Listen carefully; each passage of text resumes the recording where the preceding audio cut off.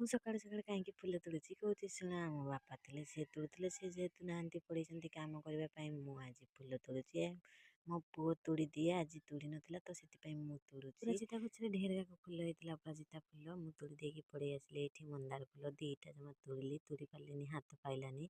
ପଳେଇ ଆସିଲି ନାଲି ମନ୍ଦାର ତୋଳିବା ପାଇଁ। ମନ୍ଦାର ବି ଥିଲା ବହୁତ ଯାକ, କିନ୍ତୁ ଯେତିକି ମୋର ହାତ ପାଇଲା ମୁଁ ସେତିକି ତୋଳିଲି। ଏତିକି ତୋଳା ହେଇଛି ନାଲି ମନ୍ଦାର। କାମ ସବୁ ସାରିକି ପଳେଇ ଆସିଲି ମୁଁ ପୂଜା କରିବା ପାଇଁ। ଏପଟେ ମୁଁ ପୂଜା କରୁଛି, ମୋ ଛୁଆ ତାର ଶଙ୍ଖ ନେଇକି ସିଏ ବି ଫୁଙ୍କୁଛି। ଏପଟେ ଆମେ ସଜବାଜ ହେଇକି ବାହାରିଲୁଣି, ବାପ ଘରକୁ ଯିବାର ଅଛି, ସେଥିପାଇଁ ଆମେ ସଜବାଜ ହେଇକି ବାହାରିଲୁଣି।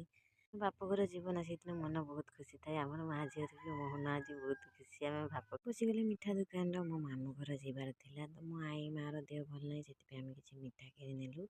ବାପ ଘର ଯାଉଛୁ ତ ସେଇପଟେ ଆଈ ମାକୁ ଦେଖିକି ପଳେଇବୁ। ଏଇଟା ହେଲା ମୋ ମାମୁଁ ଘର ଗାଁକୁ ଯିବା ରାସ୍ତା।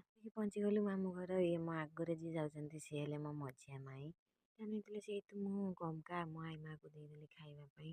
ଥଣ୍ଡା ହେଇଯିବ ସେଥିପାଇଁ କମ୍ ଦେଇଦେଲି ଖାଇବା ପାଇଁ। ଆଜିକାଲି ତ ଥଣ୍ଡା ଦିନିଆ ତ ଥଣ୍ଡା ହେଇଯିବ। ଖାଇକି ପଳେଇ ଆସିଲେ ଏପଟେ ମୋ ମାଇଁ ନେଇ ଆସିଲେ ମୋ ଝିଅ ପାଇଁ ଡ୍ରେସ୍ କିଣିବା ପାଇଁ। ମୋ ଝିଅ ପାଇଁ ଡ୍ରେସ୍ କିଣିକି ପଳେଇ ଆସିଲେ। ମୋ ଝିଅ ଡ୍ରେସ୍ ପିନ୍ଧିକି ପୁରା ନାଚୁଛି। ମୁଁ ଏଇଠି ତରକାରୀ ଆଣିଛନ୍ତି, ମୋ ସାନ ମାମୁଁ ଏଇଠି ପଖାଳ ଖାଉଛନ୍ତି, ସେ କାମକୁ ଯାଇଥିଲେ ଆସିକି ଖାଉଛନ୍ତି। ଚିକେନ୍ କରିଥିଲେ, ଚିକେନ୍ ଭାତ ଖାଇ ଦେଇକି ଆମେ ବାହାରିଲୁଣି ଘରକୁ ଆସିବା ପାଇଁ। ମା ଘର ବି ଆସିବାର ଥିଲା। ହେଇଗଲାଣି, ଛୁଆକୁ ବି ନେଇକି ଆସିବାର ଥିଲା। ଥଣ୍ଡା ଲାଗୁଥିଲା ବହୁତ, ଆଜିକାଲି ତ ଥଣ୍ଡା ଦିନିଆ ତ ବହୁତ ଥଣ୍ଡା ଲାଗୁଥିଲା। ଆମେ ଆସି ପହଞ୍ଚିଗଲେ ବାପ ଘର। ପହଞ୍ଚିଗଲେ ଆମ ବାପ ଘର। ମୋ ଝିଅ ତାର ଶୋଇ ଯାଇଥିଲା, ମୁଁ ତାକୁ ଶୋଉଥିଲି କିନ୍ତୁ ସେ ଉଠିକି ବସି ପଡ଼ିଲା। ମୁଁ ତା ଆଉଥରେ ତାକୁ ଶୋଇଦେଲି।